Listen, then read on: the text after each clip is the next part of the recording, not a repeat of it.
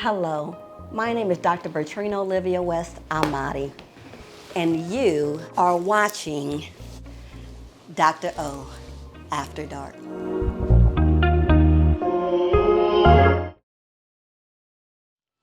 Hey y'all, hey, it's me, Dr. O. Thank you so much for tuning in for another episode of Dr. O After Dark.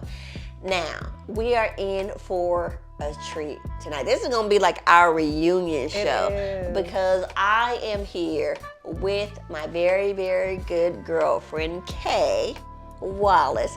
I know as Kenda. Miss Kenda Wallace, and me and Miss Kenda, we go way, way, way back. And I say this is a reunion show because we go way back, but this girl be on the move. She done moved out of the country. She done been back. She in the real estate. She in this. She in that. I done just found out that she done married it all over again, and I'm still stuck on, I thought we was going to be talking about her ex and his new scallywag, but we done got... that's old news apparently. So, y'all join me for my girl Kenda, the best. If you're looking for a real estate agent here in Atlanta metro area or anywhere in the United States, y'all holler at your girl because she is internationally. How much have we had already? She is internationally known on the microphone. Yes. Y'all give it up for my girl. Thank you. So tell us all here a little bit about yourself and who are you, Miss Kenda? I'm Naomi Kenda Wallace. I go by Kay because it's just easier than pronouncing African names. I'm here in the States. Yeah, because her name looked like Kinda. I used to call her Kinda all the time. It was like... But all my American friends call me Kenda. Who Nene shout Kinda?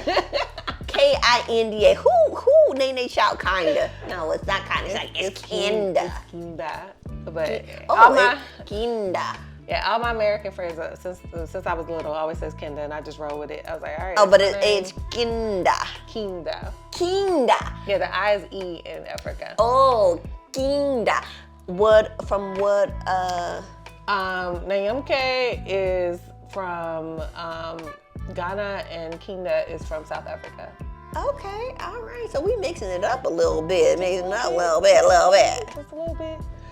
So yeah, I am originally from Atlanta. I was born in Germany, moved to the States when I was 6, and have been in Atlanta all my life from there. So I'm from East Atlanta. Okay, so let's get right into it. So me and Kenda, we met through my in-laws. Yeah. Basically. And we were a part of like a marriage club. Married Couples of Atlanta? I have no idea. We should have had a reality show back then. Look, I have no idea. All I know is that it was my husband at the time, but my husband now, it was his cousin's wife. He's putting it together and she invited us. I didn't even know y'all had a name to the group, but yeah, ironically, I think most of them divorced now. You the only one standing. Okay, what's her name from Basketball Wives? You are what's the old woman name that was with? That's my boo. Yeah. I forgot her name. Basketball Wives LA. Yeah. The legend, the one. Yeah. Yeah, you her. I ain't as old as her. But you the only Basketball Wives. You the only Basketball wife on the show now. Look. You kept it standing. You was like, I don't know about y'all, but still standing. Everybody. I'm still trusting. They are not with their original partners. To what I believe. Come on, Paul Morton. When I met her, she was not married yet, right? So the other wives had like an issue, right? We're having, even though she was like grandfathered in because she was pretty much family, but it was just like, well, she's not married yet. I met her. I was like, she is a jam. She's fun. I don't care what she is. I'm just saying. I'm like, girl, you want to go out? She's like, yep. Listen. I'm like, let's roll up. It'll be her, my RP, my best friend, Dawn. So we're going to get into, I have a picture of me, you, Don, and I forget the other girl's name, but it was when I had my big fro. Precious? Was it Precious? No. Dee Dee? Dee Dee. Mm-hmm. Was it Dee Dee? Or was it the one I went to California? Dee Dee. No. Naya. Yeah, maybe Naya. One of them. But, you know, and that was the first time I met hey, LaShawn. My first time, you know, kind of being really introduced to Atlanta. And, you know, I have my new friend LaShawn, who I call every year on her birthday. That's my girl. You met her that night? I met her that night. She was the one that was like, oh, I love your hair. Oh, I remember. Yes. She was so infatuated. And she said, I think we was at Taboo too. Why do I have this memory? We were at Taboo too. And that was the first time I met a woman that I was like, okay. Yeah, she was bad. I remember her. Yeah. And she still is. Yeah. Hey girl. She still is. She still is nice. I mean, yes. Shout out to Sean. If I was to ever not be married to my husband. I think all women have that one. I even though they don't admit it, even if it's not sexual, I think all women have that one woman. They be like, if men all disappeared on this earth, you would be my life partner. Because, okay, men may need a woman, but with women, we have the straps and we have the tongues. What we need a man for? If we want, the rose, the bullet. Except for to reproduce. We have a whole, we have. But I mean, as far as satisfaction, like how they have guns, we have toys. We win. As far as satisfaction, I mean, you know, so let's get into it. Now, one thing that I find most amazing, before we get into all your real estate and all the amazing things that you're doing, she's the only person who I know that met their husband, now ex, on Craigslist. You remember that? Do I remember that? How could I forget? Everybody else do. I'm like, girl, that's on Craigslist. Who literally meets somebody on Craigslist and then married him? So I know how we met, and I remember your husband at the time. Mm-hmm. She's trying to get me killed, yeah. Your daughter's beautiful, and she looks just like you. She is my twin. Yes, yes. But you met your husband, who is an attorney. Yep, he has his own law firm. Off of Craigslist, and you married him partly because your mother told you. You don't remember? I remember you telling me that that your mother said the first time you marry for money. The second time, marry for love. And I made the same mistake twice. But so let's get on. Well, wait, hold on. We're not gonna call it because you're still married to the second one, so we're not gonna call it the mistake twice. We clear that. So tell us about your second husband that you also married for money. So my first husband, we'll start there, right? So I did meet Keith off of Craigslist, and I actually met two other best friends. He looked like she met him off of Craigslist too. I'm not gonna respond to that. But daughter, y'all have beautiful daughters. Oh, thank you. She's my twin. Yeah, she your twin. So back in the day, hi Keith. I met him in 2010. They used to have a platonic section, right? Platonic section was rocking. So I met a female best friend off of there. We used to just hit up clubs, try to get into sections, and then I met a male best friend on there, and we would just like hang out. But then Keith was newly widowed, so he just missed the presence of going out with somebody. So he had made a post on the Platonic. He was like, "Hey, does anybody want to go check out this new movie and grab some dinner?" At Stonecrest, right? At Stonecrest. So I was like, "Well, I don't have the kids this weekend. I'm free." So I hit him back. I said, "Yeah, I'm available. So, let me know." Back then, there wasn't really like, "I'm gonna send you my number." You just had to reply to the Craigslist post.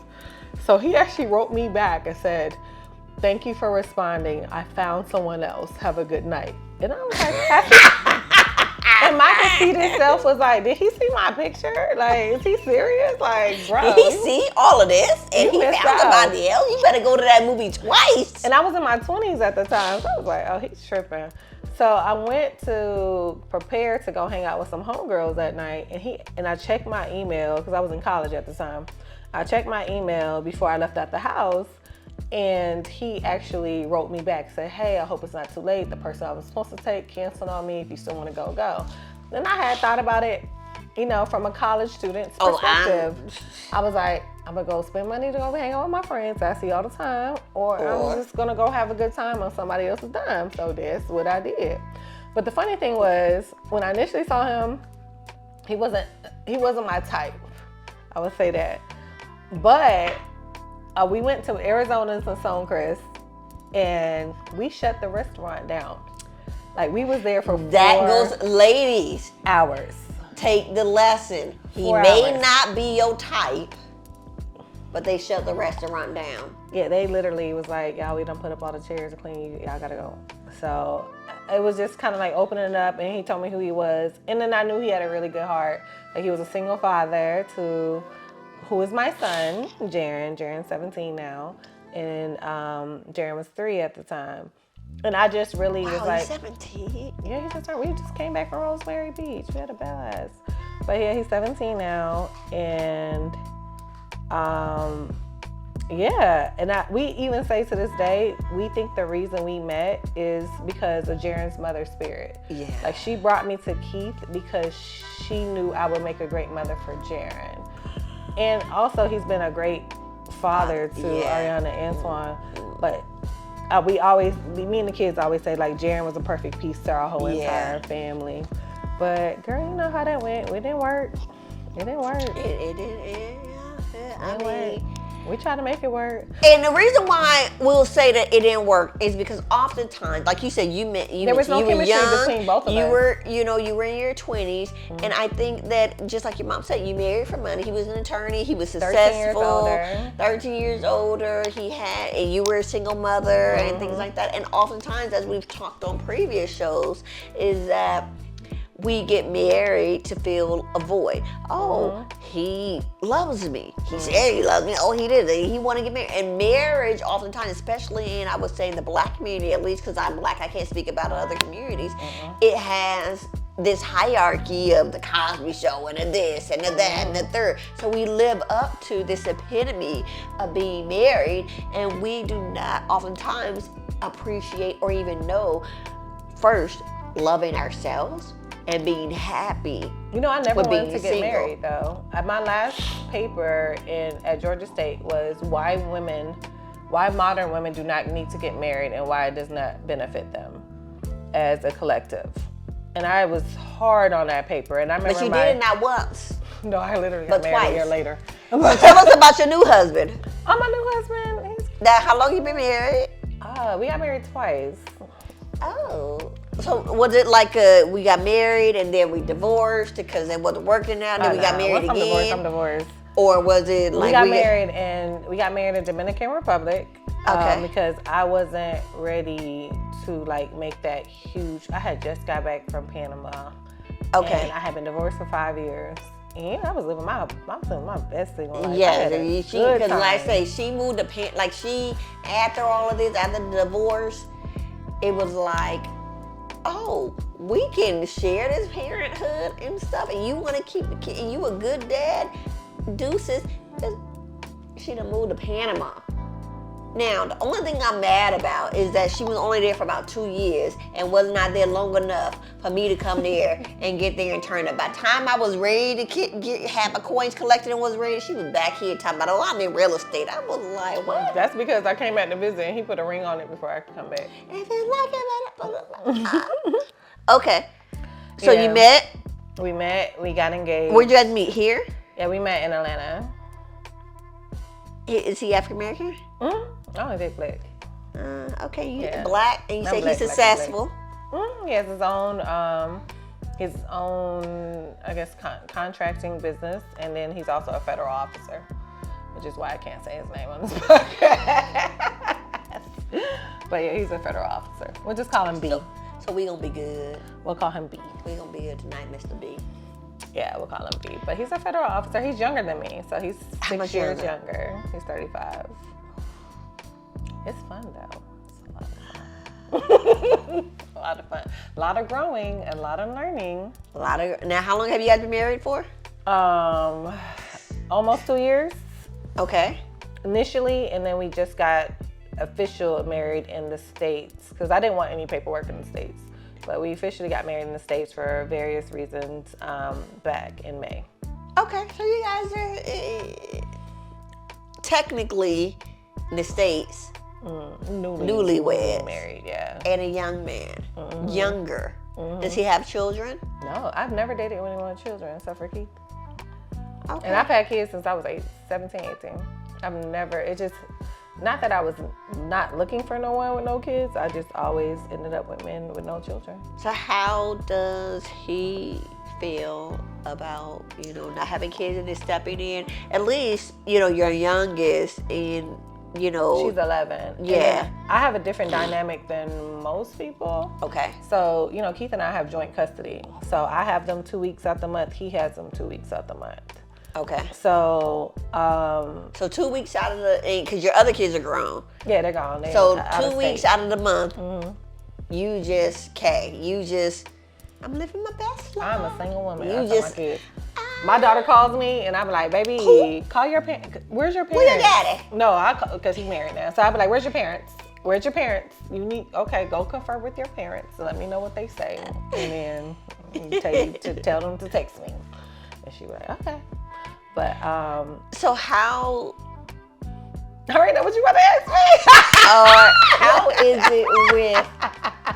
That is Ooh, I'm so funny. messy. I'm messy All right, because I I just already seen her know face about when the she was ex. about to I ask already know about the new wife, and hey, what's her name? Okay.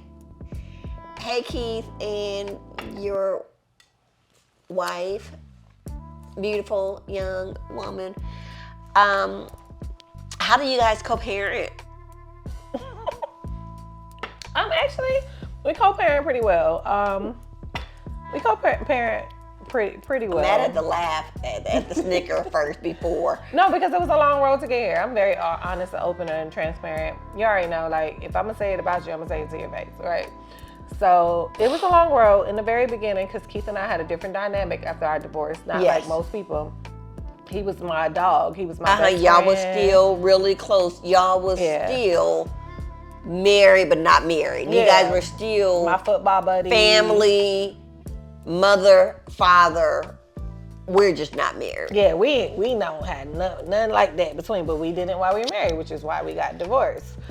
So, Again, which is, yeah, but for her who came in with no kids, never been married, right, to see that dynamic and to hear from people who did not know Keith and I prior to, she was warned, like, oh, you need to be careful. You don't know what could be happening behind closed doors. And I'm like, girl, hell no. So it was well, a she lot was warned, like of- maybe you and Keith was still. or had the possibility of. Look at you. Of course, No. Keith would want to come back to this, but he's a good dude, and he was with her, so he was with her. Yeah, and before that, there was other girlfriends that I was cool with. Like, we used to hang out. I'm like, girl, you want to go have a drink? She was like, girl, let's go. And then, like, I would be cool with it because to me, like, I'm really big on family. I come from a huge blended family myself. I have uncles and aunts who were like in-laws who are still part of our family, even though everybody else are remarried 2 or 3 times. So that's what I expected based on my family values. But now I realize you can't expect certain family values from other people who have not experienced that because you experience it. It's very selfish, right? So like now I know that. Back then I was just like, well, I don't know, everybody just want to get along. I was like, not Johnny Cochran, what's that other guy? Like, can we all just get along, guy? Rodney King. I was Rodney King in the situation. But it took me to move to Panama, and it was a huge transition for all of us. So how was that? Tell us about that, because here you are. You were married. Before you got married, you had 2 children. Then you got married, you had another daughter who is Autumn, and now 11. Your 2 kids. And his son.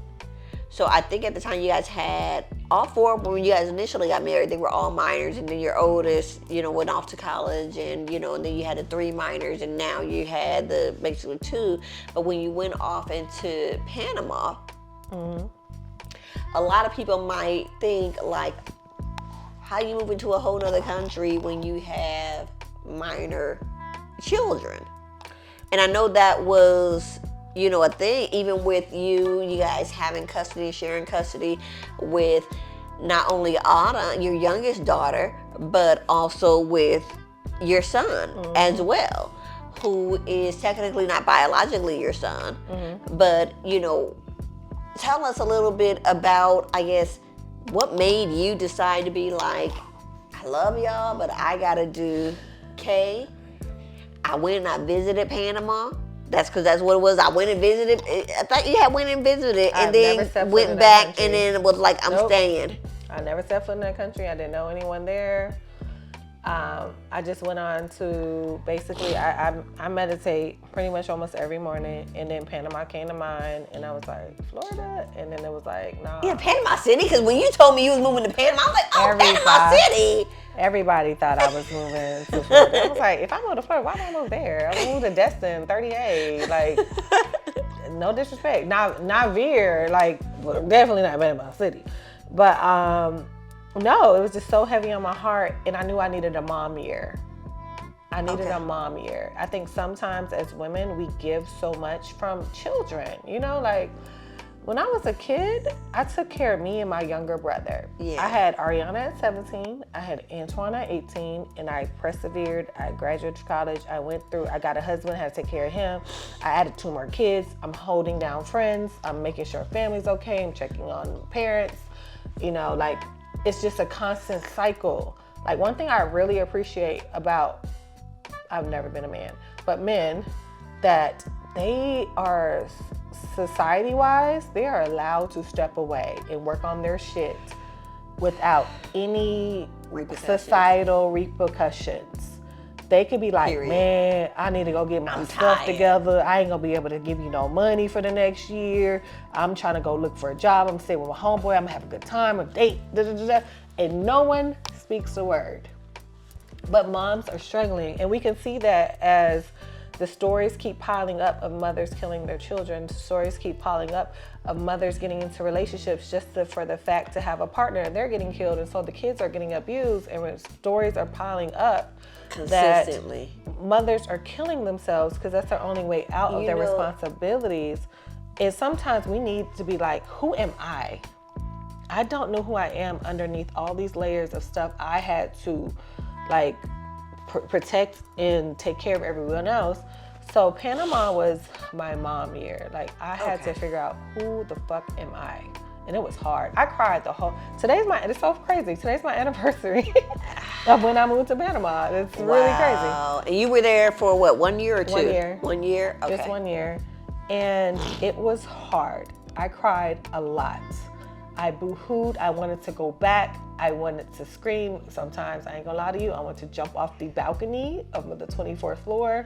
Because beautiful view. And we would have never known this. And see, this is what we go into when things on social media and everything look beautiful, and we don't know what's going behind the scene, because had I not known this, no one girl was living her best life, partying in Panama, the little videos on rooftops with all these exotic people. Her view from her apartment was mountain, ocean crazy. View, 300 and it was $1,000. That's why I was jealous that I couldn't, that she left before I was able to get out there. Yeah, but it was a lot. But it was the best thing I could have ever done for myself, because for the first time in my life, I had to sit with me.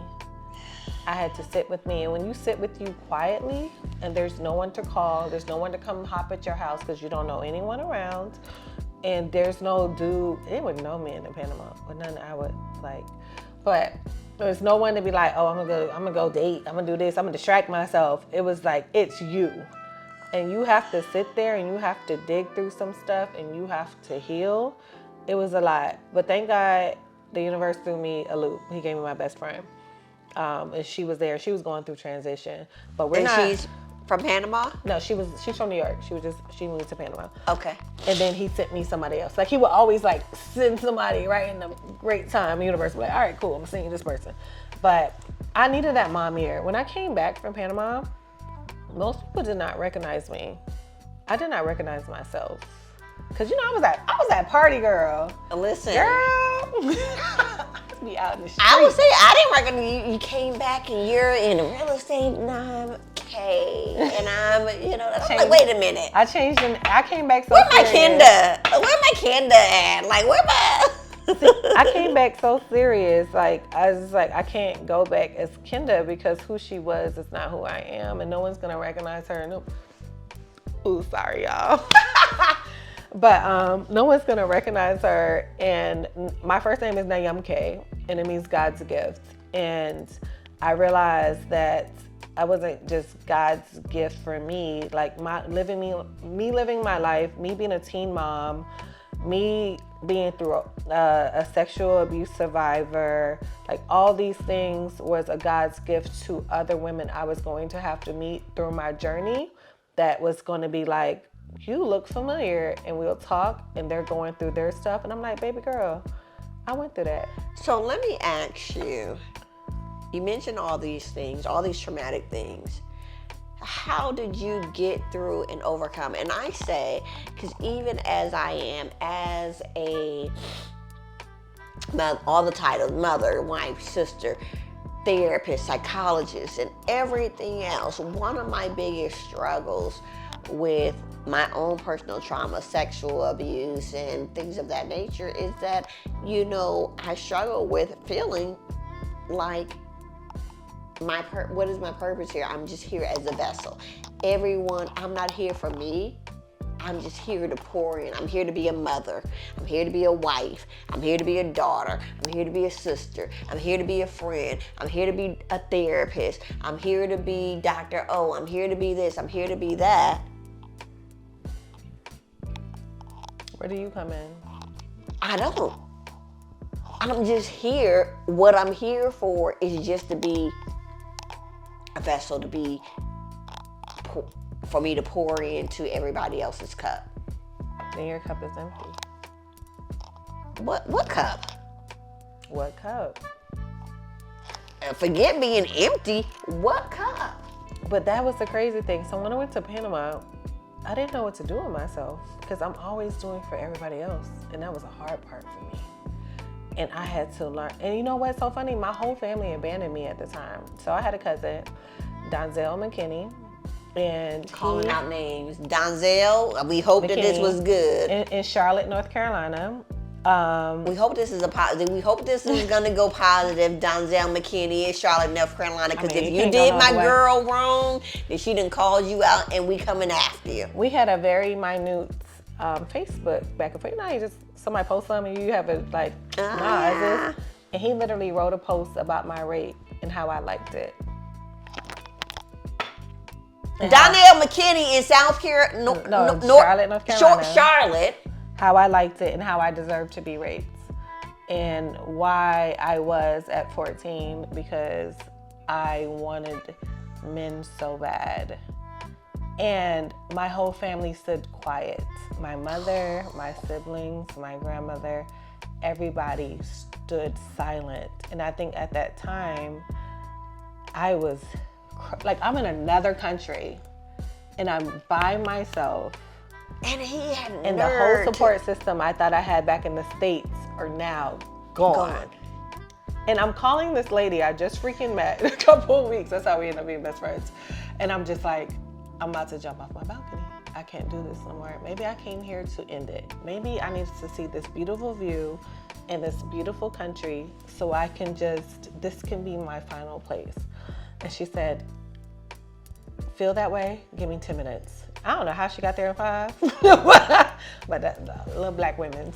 But she got there in 5. And I just met this woman, and she talked me down off my mental ledge. And she just loved me. And she said, and she was just like, I'm just here. Let's start this journey. And I did. And it was on Valentine's Day. It was the craziest day it could happen. It was on Valentine's Day.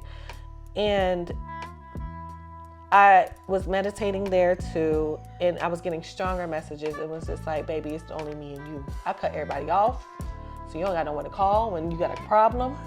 It's me and you, and that's it. So I had to, my mom stopped talking to me. I was getting the craziest messages from people that I knew protected me with all their life saying, you're going to kill your grandmother and your mom. Why would you stand up for that? Why would you say, because I reposted his post and I wrote my own thing because I was like, I'm not living in dark. We're not sweeping stuff under the carpet.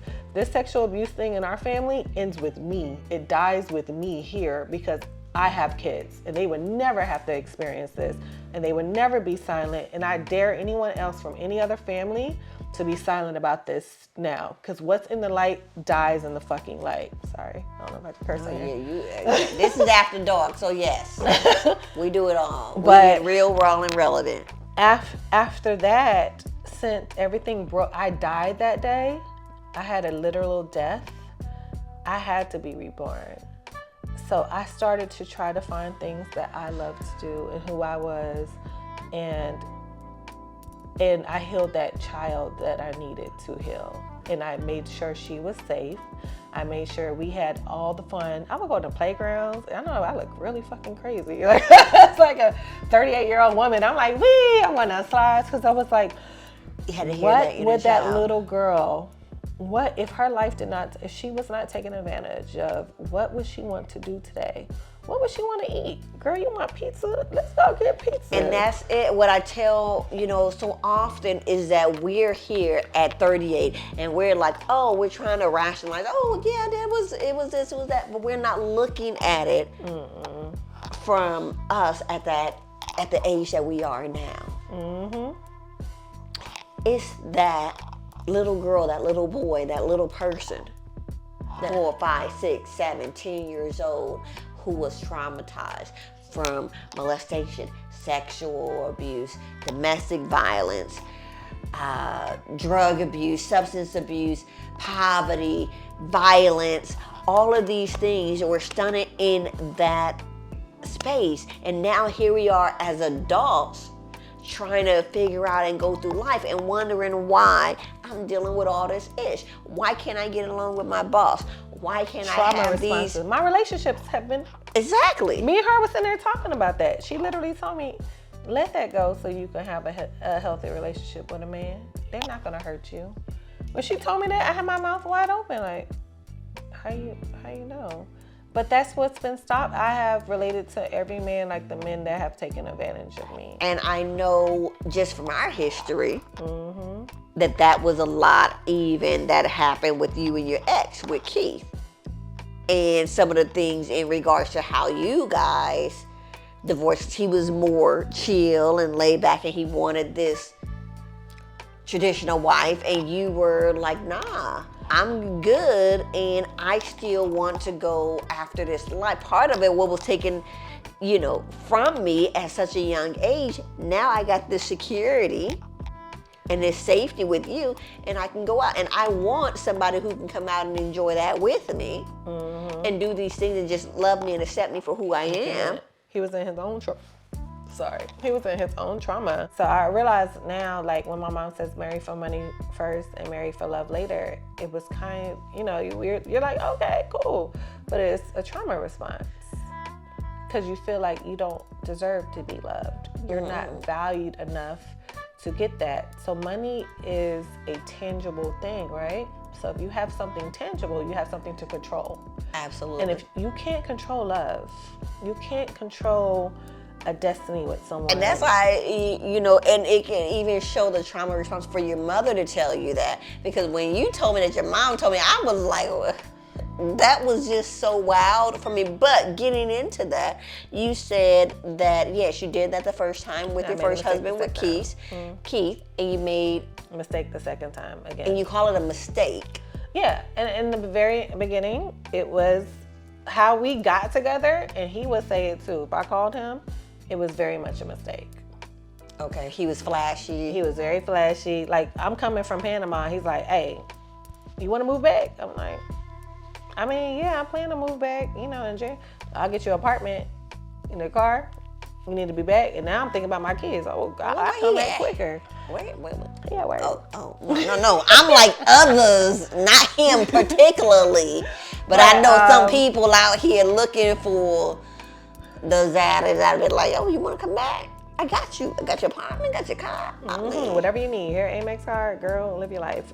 But the problem was, when you're looking at tangible, you can't see there's no deepness in tangible. If I take $100 bill right now, we can't look inside of it. We could look through it. Yeah. You can't look inside of it.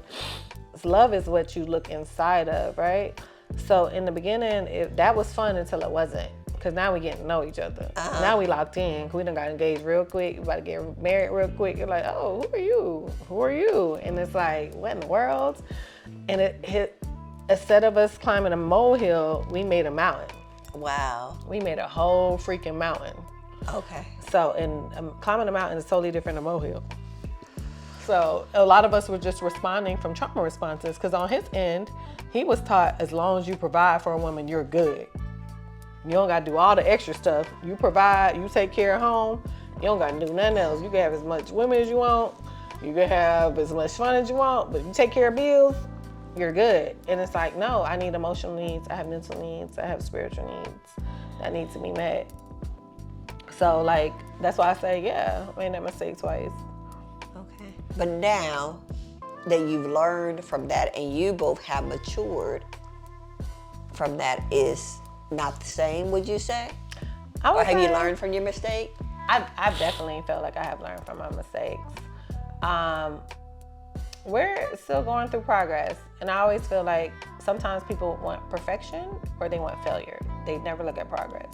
Okay. It's like, this got to be perfect. And if it's not perfect, that means it's failing. And it's like, no, baby, that means you're making progress. Because if you realize something is failing and something needs to change and you start changing it, progress is perfection. So like, we're definitely making progress in the meantime, in between times. So I'm so happy. But I might be here in June saying something else. I mean, I might be here in June too, So, but for right now, January, whatever date this is, we're making progress. Hey, what's the name of that? Chad, like the country. Who? Oh, Chile? No. His name is Chad. He's been a guest here twice. Chad, like the country. Y'all, if y'all don't know about my boy Chad, like the country, y'all check him out. I gotta check right here on Dr.O After Dark. Single. I might get some fun. I gotta watch the video first. So. Yeah. I ain't got nothing for him. I'm saying I might got somebody for him. Oh, I thought you said you may have something for him. I ain't trying to get Yeah. I love my husband. Look, I just had to read it. I am not playing around with nobody. Everybody who messaged me is going to get deleted and blocked. Cause we done already heard from the ancestors. They done already told us. Look, they done already told us. Look. No more responses. So I got it. Look at here. And they read you good. They said, stop playing. Stop playing. I was sitting over here like, you was a man in your past life with big D energy, and you was taking women through it, and that's why you had to come back as a woman. But now you're taking men through it. So. And because I said, because we got history. We got history, child. And I know I know. So I'm like, yeah, that's girl. And I have. That's also I've taken some man through it. That's the girl case. I'm not the innocent victim, and a lot of stuff. I try to present to be because it's cute, but So I know you said you had met your new best friend. Are you guys? Is she still in Panama? No, she's in Harlem, New York now. But she moved back to New York. Okay. And I bring that up because I know that one of your older best friends and one of my good friends, who is watching over both of us, John. And we were all so young. And I think still just, to me, it's still so very unreal and unexpected. And a lot of people, when they think about grief and death and loss, they may think about it from their parents or their spouse or children or someone that is related to them, and not realizing the impact of a close friend, especially, it was what, 20s, 30s? Yeah, 30s. Dawn was young as shit. She was like, I want to say she was like 34 when she passed. And to this day, it's still so very unbelievable. It never feels real. Because she was one that was, we were all good. We were having fun. We were partying. I love, and I make it now, her jalapeno mac and cheese. Her jalapeno mac and cheese. Yeah, she made a jalapeno mac and cheese. And we would get together and have events and things like that. And it was like one day she got sick with a cold. We went to Miami, and it was one of the, Dawn was like, it's like she felt like an ancestor because we were young, and this heifer bought like a super mansion in Sewanee. Like, she was living out all her dreams. Like, she had like a brand new Audi, and I was just like, what? And she was holding down the family, and like it would like seems, and then had a party life. I was like, how the hell did she have energy? Well, cuss me out. Children, her son is so successful, and her daughter, great ballet, just beautiful, amazing. And she would cuss me out if I ever felt like I don't know if I could do this. She'd be like, "Girl, it's a challenge. Accept the challenge. That's what life is." So like when she died, I really adopted challenge accepted. It was like, all right, no matter what this is. And yeah, we went to Miami, and we had the best healing women time I've ever had in my life. And she cussed me out because I was like a Hampton Inn Residence Inn girl. And she was like, what? Hampton Inn? You never say that, a 4-star? I was like, girl, it's a bed, it's a shower, it's a toilet. Like, okay, I used to be one of those people that people don't want to take on trips now. Like, girl, it don't matter what the room look like. And people like, it does matter what the room looks like. That was Dawn. She like, we just here, we ain't even gonna be sleeping. I've been like, whoa, bed bug, nah. But Dawn was like, no, man, we're staying in something nice. I don't stay in this, I don't stay in that. So when we went to Miami, for me, it was like my first trip I've ever taken that was like, as a young black girl, like, kinda, like upscale, right? Like, luxury trip. And all her friends that I met that she had fly around the country that came, they were so loving. They were so good. Like, it's like we were a sister group. And we came home, and she had a stomach ache. Just a simple stomach ache. And I was like, she's been sick for 5 days. Like, what's wrong with you? You need to go to the doctor. Went to the doctor. They said nothing was wrong. And she dropped like 30 pounds in 2 weeks. Yeah. And I know most of us women are like, girl, that sounds nice. 30 pounds, 2 weeks, hey, snatch back. That should sound like a red flag. Unless you just started crack. You know, hey, look. I don't even think crack addicts get that. Not 30 pounds in 2 weeks, no. But I remember them saying it was something with her, like, not gallbladder, but it was something like that, her thyroid. Like, instead of having like hyperthyroid, she had like the opposite, helping her lose weight. And I was like, but it wouldn't be this much weight for that, because I'm researching, because I don't really trust doctors. One day She got in the shower. We would always get dressed together on the phone.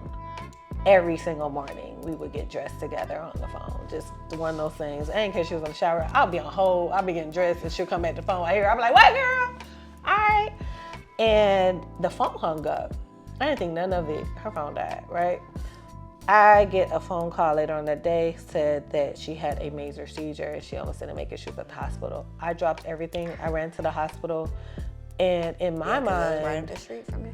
Yeah, in my mind, I'm like, okay, they're telling us this is normal. So they run all this tests and they're like, there's major inflammation on her brain.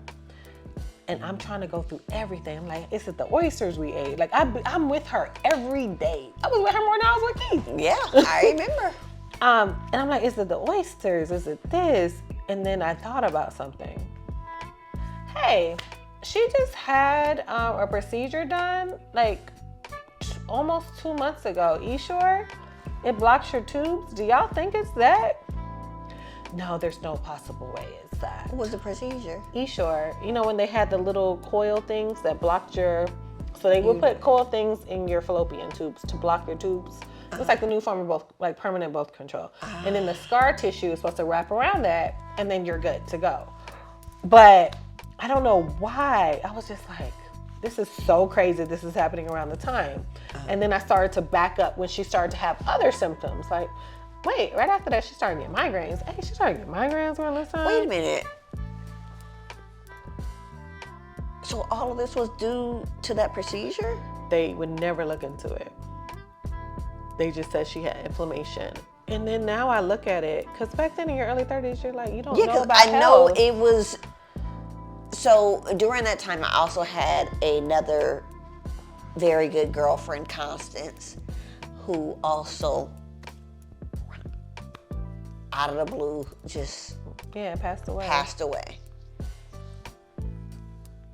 And so, me and Don, now, by this time, you guys had already probably been friends for like years. I was kind of new to the crew, and me and Don had just started building, and she lived around the corner from me. So me and her was, getting closer and, hanging out more and doing things more. And I remember when her husband and her mom and stuff had called me and said that, yeah, she had a seizure and she was right up here and everything.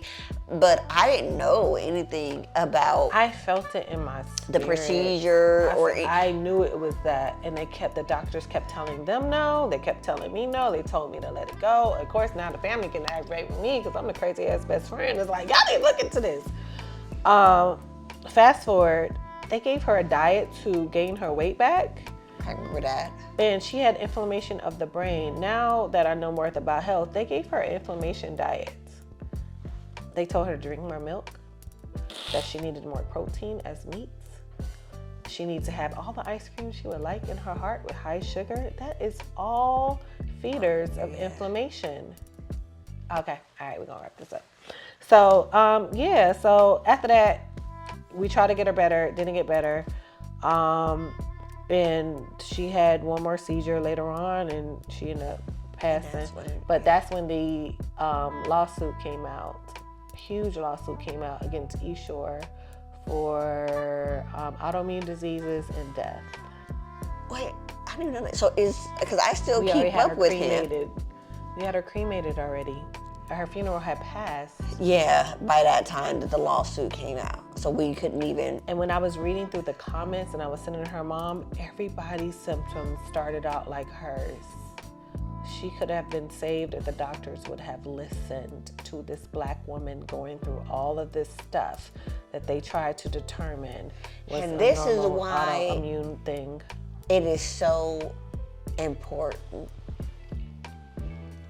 We talk about the mortality, especially with women, and our reproductive and OBGYN. And we know if you're in Atlanta area, metro area, you may have even heard it nationwide about, the young Black couple, the young lady who, couldn't dilate all the way in. They literally dissected the head from her child's from the body, and this was a Black OBGYN. They try to cover it up, and everything else like that. Then we have, people who a lot of us admire, like Dr. Jackie, and from Marriage Medicine, is saying things like, as Black women, we, are, over exaggerate our pain, and I can get it.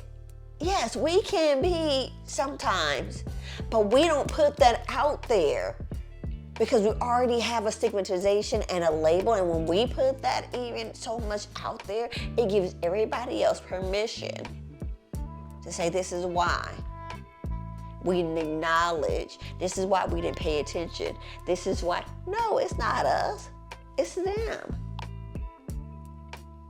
This is why it's so important. Even when a couple of, episodes back, we had Dr. Lippman on, and with him was talking about fibroids. If you guys have not watched that episode, I highly encourage it. He was talking about the research and how much money is put in behind ailments and things that impact especially women of color. And when we talk about, we can get into all this stuff. We talked about so much today, marriage and life and parenting and, moving on to trauma and grief. But when we talk about these things, we have to bring more awareness and attention to it, because the reality is, the research money, the research dollars, if it don't affect them, they don't care about it. My daughter, and you know this, has sickle cell disease. There is a new gene therapy, the only one that's supposedly able to cure or what have you, sickle cell. Daughter's 11 years old. We knew about this before she was born, and we were told, with research, it has to go through adults and yada, yada, yada. And just this 2003, they just approved it for 12 years old and older. So it's hope for my daughter next year. But do you know? We didn't think she was gonna make it through heaven. Seeing her is like a miracle. Do you understand? But do you know how much the treatment is? Probably around like 125. Treatment is so much that's not realistic. People out here still that are amazed, adults who the treatment has been around for several years now. An insurance company, they ain't covered $250,000. Not for us, and we don't have the funding. But let it be cancer. And I ain't saying nothing. My mom, my dad, everybody we know, but cancer impacts all of us. And right here in Atlanta, one of the biggest hospitals is Children's Healthcare of Atlanta. And on their floor, and I love it, I absolutely love it, support it, whatever, they have the Affleck floor. The Affleck floor is for cancer and blood disorders. Many times, because my daughter, sickle cell disease is considered as a blood disorder. And we're consistently up there every month for weeks at a time, sometimes months at a time, sometimes days at a time. And there's been so many times that we've been up there, and we have the nonprofit organization Cure. Support Cure. They'll come up there several times a week and bring food and this and that for the families and for this. And there's been several times where Cure or another organization, they'll come up there and they'll say, oh no, this is for the cancer patients. This is for the cancer families.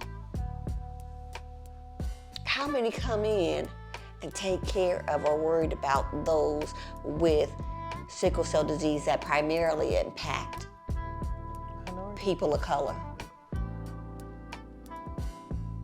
This is what we have to go through for the research that impacts us. So I'm out here and I'm telling you guys, all of this materialistic, Teflon, Louis Vuitton, Gucci, all this, whatever else, music, yada, yada, yada, but we're dying because others are putting their money behind their research, but they want to steady kill us off. So they're not putting the money behind us and the things that impact us. All right, this might get me canceled when I say this, so bear with me. Oh, this is Dr.O After Dark. We know who our audience is. I mean, but I kind of just have this really heavy in my heart. I don't know why, but we have to stop looking for white acceptance and white people saving. Because they're not. We have to come and do it for ourselves. But it shouldn't even be a conversation anymore. It's like asking my abuser, can he give me forgiveness? Can he give me a solution to my pain? How many of us are still waiting on our reparations? But we don't. How many of us are still waiting on our acres and a mule? But it keeps coming back from white acceptance, because if they were to give us some amount, it would never be enough. It would never be enough for the systematic pain that they have taken us through, and they continue. It would never be enough. And once we all as a collective stop wanting white acceptance, we can start growing on our own.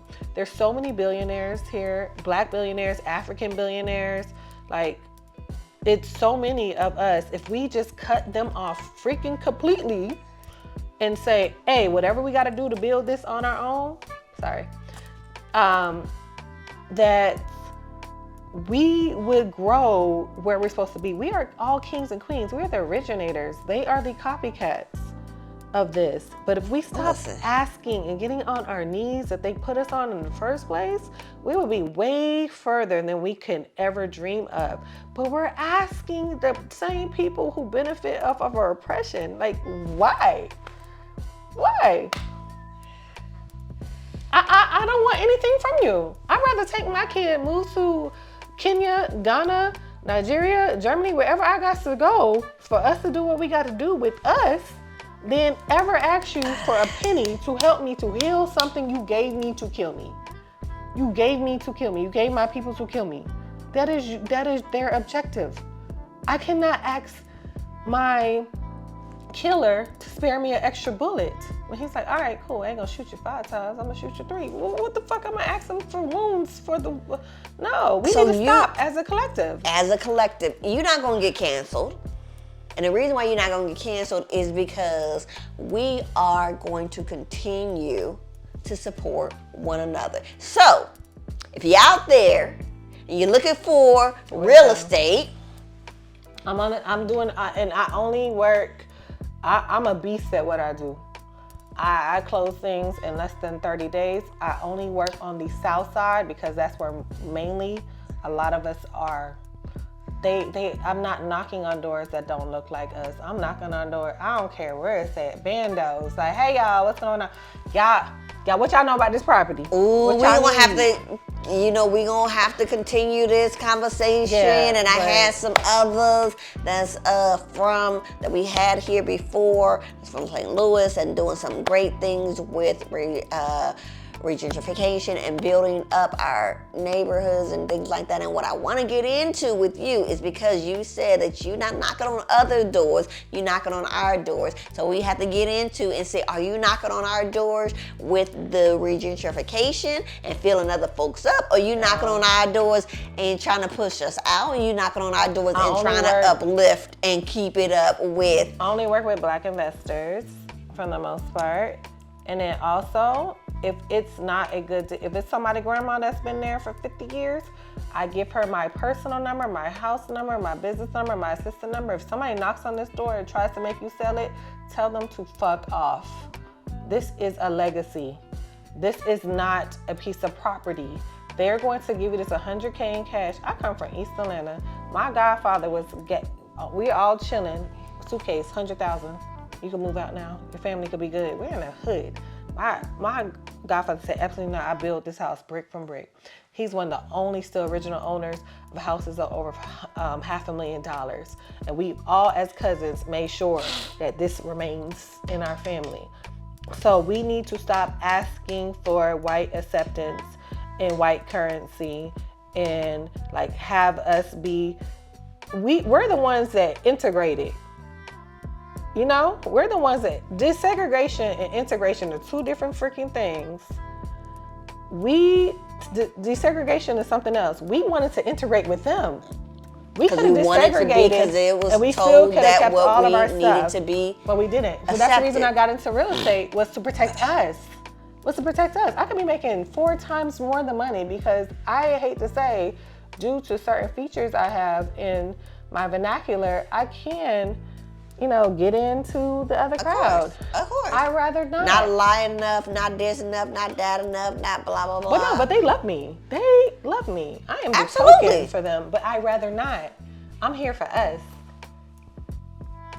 So, Look, check my resume. look, I already know your resume, so y'all check the resume, where they can find you at. You can find me at K Soldier Home. K-A-Y. Yeah, Soldier Home on IG. You can always find me at K Wallace on Facebook, and also your home sold guaranteed. K Wallace, because if I don't sell your home within a certain amount of time for your price, I will buy it my own self. And also, if you buy a home from me, you don't like it in the first 2 years, I will buy it back from you, or I will list it for free, because that's the guarantee I give. Oh, okay, well, you know, I mean, what more can you ask for? You know, we looking now. I got to get the inside suit because the market's still crazy, and you know, and all that kind of good rates stuff.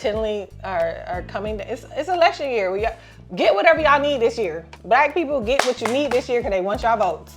They want your votes. It's an election year. Stop. Y'all gonna hate me, but Trump come on back in so we can bring that real estate and everything else down. Rates you know, are going down. Ask for what you need and get it, because they want your votes. That's it. Get what you want. We gonna get it. So y'all make sure y'all check out my girl K Wallace. Y'all follow her on all platforms, and make sure that you follow me as well, Dr. Olivia West. Thank you again for watching Dr.O After Dark. Y'all stay tuned for the next episode. If y'all didn't catch my past episodes with Chad and you know, you and Chad, y'all kind of have the same minds a little bit. Oh, I'd love to talk to him. That would be fun. Your husband would not love for you to. He would. I've been married to a whole conspiracy theorist, so. All right, y'all. Thank you